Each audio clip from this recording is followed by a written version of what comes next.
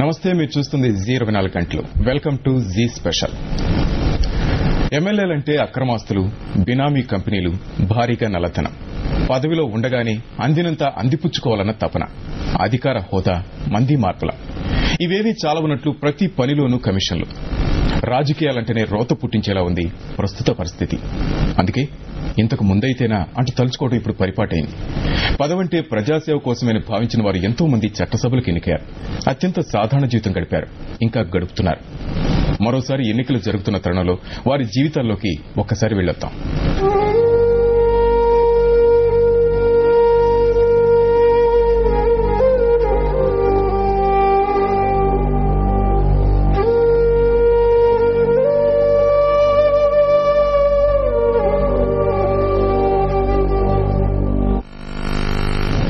ఓ 4-5 బంగళాలు, కోట్లు విలువ చేసే స్థలాలు, 4-5 స్కార్పియోలు, కుటుంబ సభ్యులు, బంధువుల పేర్ల మీద షేర్లు. ఇది సగటు ప్రజాప్రతినిధి మినిమం ప్రాపర్టీ ప్రొఫైల్. అదే ఎమ్మెల్యే ముదిరి మంత్రిగిరిని దక్కించుకుంటే ఇక ఆయన కూడబెట్టే ఆస్తులకు లెక్కగట్టలేరు. కానీ ఇందుకు భిన్నంగా ఓ మాజీ ఎమ్మెల్యే ప్రజాసేవ కోసం తన ఆస్తిని కరిగించుకున్నాడు. చివరకు నిలువ నీడలేని స్థితిలో కన్నుమూశాడు. మన సోకాల్డ్ ప్రజాప్రతినిధులకు ఆయన జీవితం ఓ పాఠ్యపుస్తకం.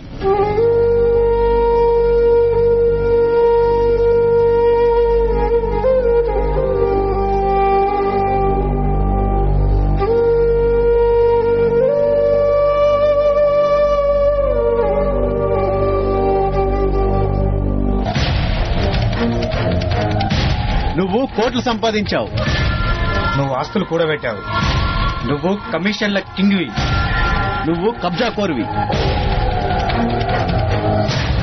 ఇది ఇప్పటి కొందరు నేతల వరుస. కానీ తమనెన్నుకున్న ప్రజల సంగతి గుర్తున్న నాయకులు అంజనం వేస్తే చాలా కొద్ది మంది మాత్రమే కనిపిస్తారు. అలాంటి వారిలో 4 సార్లు ఎమ్మెల్యేగా పనిచేసిన ఓ వ్యక్తి చివరికి చెప్పులు కుట్టుకుంటూ కనీస వైద్యం చేయించుకునేందుకు డబ్బు లేక తనువు చాలించాడు.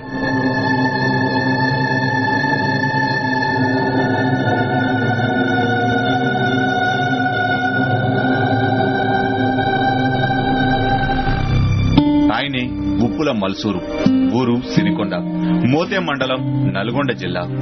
ఆయన ప్రాతినిధ్యం వహించింది సూర్యాపేట నియోజకవర్గానికి.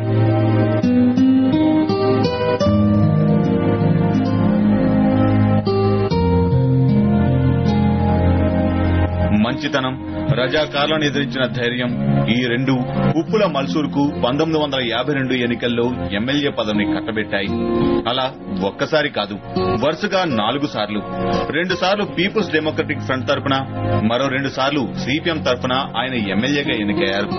అలా 20 సంవత్సరాలు ఎమ్మెల్యేగా పనిచేసిన ప్రజాసేవనే తప్ప సొంత లాభం చూసుకోలేదాయన.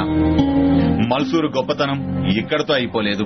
అసెంబ్లీ సమావేశాల కోసం హైదరాబాద్ వచ్చేందుకు డబ్బులు లేక ఆయన చాలాసార్లు నడిచే వచ్చేవారు.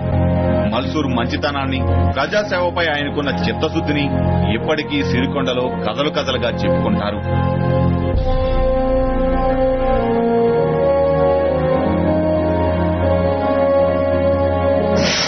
అయినా సరే నిస్వార్థపర జీవి కాబట్టి అతను చేసిన సహాయం ఎన్నో వేల మందికి సహాయం చేశాడు తప్ప తన కుటుంబానికి కూడా కనీసాన్ని జీవనాధారం లేనటువంటి స్థితిగతులు.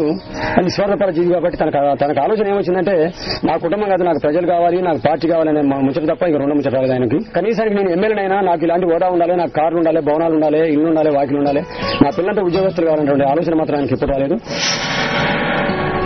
ప్రజల గుండెల్లో స్థానం సంపాదించుకున్న మంచి ఎమ్మెల్యే మల్సూర్ తన కుటుంబానికి మాత్రం ఏమీ మిగిల్చుకోలేదు. ఆస్తుల విషయం పక్కన పెట్టండి, కనీసం తన 3 కొడుకులకు సిఫార్సుతో సర్కారు కొలువులు కూడా ఇప్పించుకునేందుకు ఇష్టపడలేదు.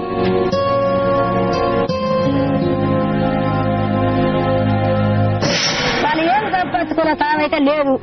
అది ఇప్పటికి కూడా ఏమైనా ఇంకా నరలోకం పని అయితే ఏమైనా చేసిన పాత్ర అయితే లేదు. ఎమ్మెల్యే ఉప్పల మల్సూరు ఎమ్మెల్యే కూలినాలు చేసుకుని బతుకుతారు.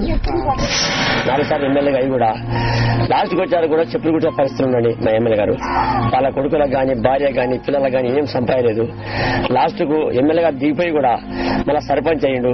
సర్పంచ్ అయ్యి కూడా 5 సంవత్సరాలు సర్పంచ్ అయ్యి కూడా తీరా చచ్చిపోయేందుకు సర్పంచ్ పదవిలో చచ్చిపోయాడు. అంతవరకు కానీ ఏమైనా వాళ్ళ పిల్లలకు కానీ ఏమీ సంపాదనండి. అటువంటి ఎమ్మెల్యే గారు మా ఎమ్మెల్యే గారు. ఖరీదైన భవనాల్లో తప్ప ఎక్కడా క్షణం కూడా నిలవలేని ప్రస్తుత రాజకీయ నేతలారా, ఉప్పుల మల్సూర్ గొప్పతనం మరోటి కూడా ఉంది, వినండి. స్కూల్ కోసం సొంతింటినే ఇచ్చేసి ఆయన తన కుటుంబ సభ్యుల్ని రేకుల షెడ్ లో ఉంచారు. మీరు కనీసం ఆ ఊహలోనైనా సింగిల్ సెకండ్ జీవించగలరా?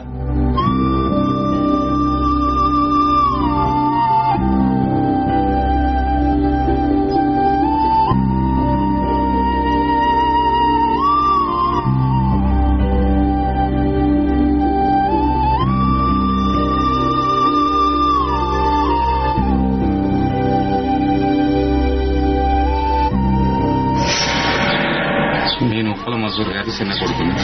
మా నాన్నగారు 20 సంవత్సరాలు ఎమ్మెల్యే చేసింది. మాకు 20 సంవత్సరాలు ఎమ్మెల్యే చేసింది కానీ ఏం సంపాదించలేదు. మా తాతగారు సంపాదించింది 2 ఎకరాల భూమి ఉంది. అంతకంటే మా నాన్నగారు సంపాదించింది ఏం లేదు. కనీసం ఇల్లు కూడా కట్టుకునే స్థితి లేకుండా ఆయన ఎమ్మెల్యేగా చేసిండు. ఇప్పుడు దాని గురించి నాకు గవర్నమెంట్ ఏం చేస్తుంది అనేది కాదు, కాకపోతే నిజాయితీగా ఉండు అనేది పేరు మాకు దక్కింది.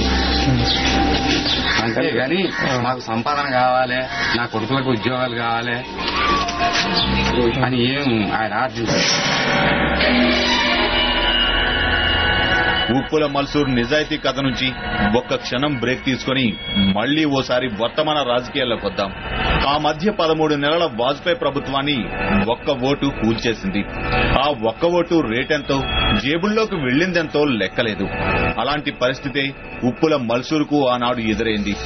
అప్పుడు 25,000, ఇప్పుడు బహుశా 25 లక్షలు అనుకున్న ఆ సొమ్మును ఆయన సింపుల్ గా వదులుకున్నారు.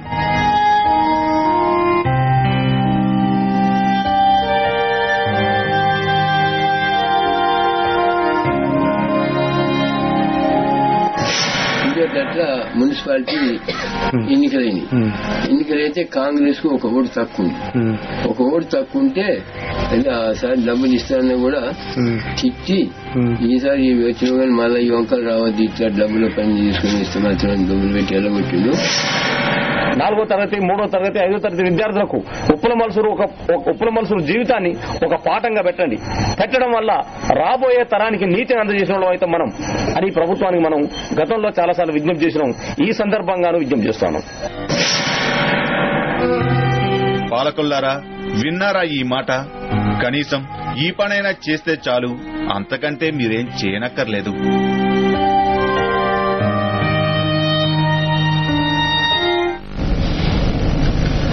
ఇప్పుడు షార్ట్ బ్రేక్.